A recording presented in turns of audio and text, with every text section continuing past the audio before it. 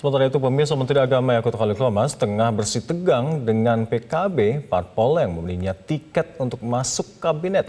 Muncul wacana DPP PKB akan mendisiplinkan kadernya yang tengah menjabat Menteri Agama ini. Jangan karena bicaranya enak, mulutnya manis, mukanya ganteng, itu dipilih. Jangan asal begitu. Harus dilihat dulu track recordnya. Track recordnya bagus, syukur mukanya ganteng, ya kan? Syukur bicaranya manis, itu dipilih. Pernyataan Menteri Agama Yakut Khalil Qomas tentang pemimpin memantik polemik.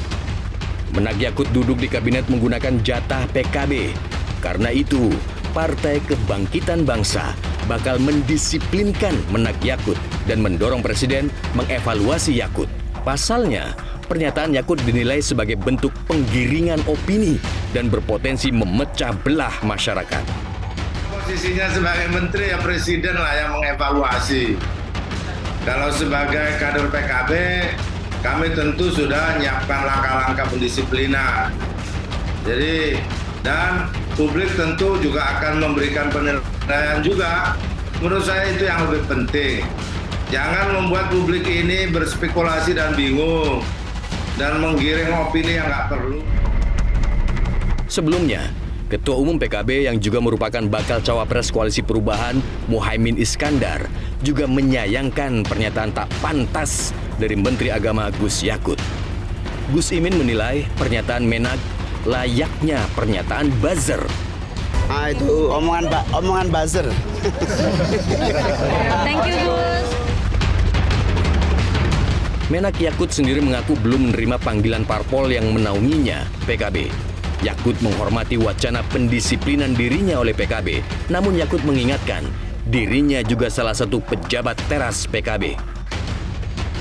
Tapi kalau soal apakah dipanggil, saya belum dapat surat panggilan sampai sekarang. Presiden akan evaluasi, Gus. Terus soal kader palsu bagaimana tadi Pak Niko? Dipanggil siapa dulu? Siapa yang manggil? Karena PKB banyak loh. Yang manggil siapa dulu? Kalau Syuro ini? Nah, Dewan Syuro ya saya ini taat pada Kiai. Toatan udah ini sama Kiai. Tapi kalau jajaran pengurusnya PKB, loh, pengurus yang mana dulu? Siapa yang berhak? Saya ini salah satu pengurus ya. Saya manggil diri saya sendiri. Wakil Sekjen Partai Kebangkitan Bangsa, Maman Imanul Haq, juga mengaku sangat kecewa dengan pernyataan kadernya yang kini menjabat Menteri Agama. Menteri Agama seharusnya menciptakan keteduhan, bukan justru kegaduhan di tengah umat dan publik, terlebih menjelang pemilu dan Pilpres 2024. Kita sangat menyayangkan pernyataan-pernyataan kontraproduktif dari Menteri Agama. Apalagi dilakukan oleh seorang pejabat negara dan dia menjadi pembantu presiden. Presiden secara jelas mengatakan bahwa pemilu di 2024 harus betul-betul kondusif, menjaga persatuan, kesatuan. Dan ini tentu ketika pernyataan-pernyataan itu mengarah kepada satu pasangan, yaitu pasangan Mas Anies dan Gus Muhaimin, ini tentu sangat-sangat disayangkan, apalagi posisinya sebagai Menteri Agama. Kita berharap agama menjadi energi untuk transformasi dan perdamaian, bukan menjadi juga alat untuk seolah-olah dia justru mendiskusikan orang lain. Namun Menak Yakut mengingatkan dirinya merupakan pejabat PKB. Menak Yakut pun mempertanyakan apa yang salah dari tindakannya dan menegaskan tidak akan mencabut omongannya itu. Kan ada ADRT-nya, PKB itu ada ADRT-nya, kalau itu ada ya, maunya si orang, kader, itu kan semua ada aturannya, kesalahannya di mana, gitu kan. Kalau saya mengajak masyarakat untuk rasional, mengajak rakyat untuk memilih dengan cara cerdas, itu dianggap kesalahan, ya monggo. Analis politik menilai PKB berwenang mendisiplinkan kadernya yang menyerang kebijakan partai. Maka apa yang dilakukan oleh PKB seperti yang tadi itu misalnya akan melakukan semacam pendisiplinan, saya kira itu juga langkah yang tidak berlebihan. Memang begitulah organisasi harus digerakkan. Kalau sudah keputusan bulat dilaksanakan, tapi ada 1-2 orang yang justru ingin mendelegitimasi kesepakatan itu, ya memang harus ditegakkan hukum disiplin kepada mereka. Dalam hal ini katakanlah misalnya kalau pernyataan-pernyataan Gus Yakut itu dianggap sudah mulai menyerang keputusan DPP PKB terkait dengan pencapresan Caimin, ya tentu saja PKB saya kira ya punya hak dan kewenangan untuk melakukan pendisiplinan itu. Pada 13 September lalu, Menak Yakut juga membuat pernyataan yang menjadi kontroversi.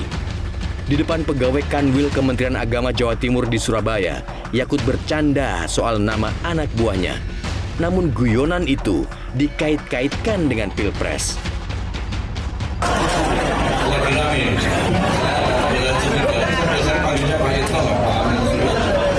Jangan-jangan karena ada pasangan presiden sehingga tanya amin. Tapi saya nggak pilih itu. Jelas ya. Masih ada yang milih itu.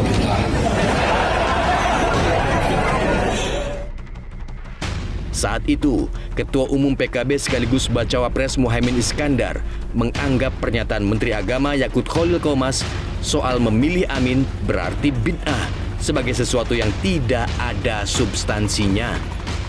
Gus Imin menilai pernyataan Menak adalah kebebasan berbicara lantaran Indonesia menganut prinsip demokrasi. Apa perlu ditanggapi nggak ada dan nggak ada substansinya, tidak perlu ditanggapi. Gus, ini kan kadernya sendiri ya Gus yang nggak ada teguran. Iya, demokrasi kan begitu, memang memberikan siapapun boleh ngomong apapun dan itu kan pilihan politik. Tiap orang memiliki pilihan politik. Namun Menak Yakut usai berpidato berkilah bahwa yang dia maksud amin adalah Amin Suyitno. Itu kan nama orang, Amin Suyitno. Saya ambil Amin Suyitno, gimana sih? Jangan goreng-goreng kok. Kamu nih goreng-goreng.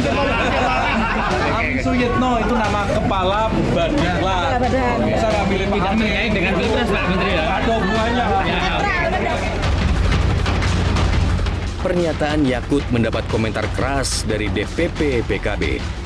Pejabat negara, terlebih seorang menteri agama, diminta berhati-hati melontarkan kata-kata yang mengadu domba. Berharap ya politik ini memang politik yang mengedepankan gagasan, track record, visi misi, bukan memunculkan perkara-perkara yang sifatnya mengadu domba, politik identitas. Selamat tinggal kata Pak SB, cebong dan kampret. Jelajahi cara baru mendapatkan informasi. Download Metro TV Extend sekarang.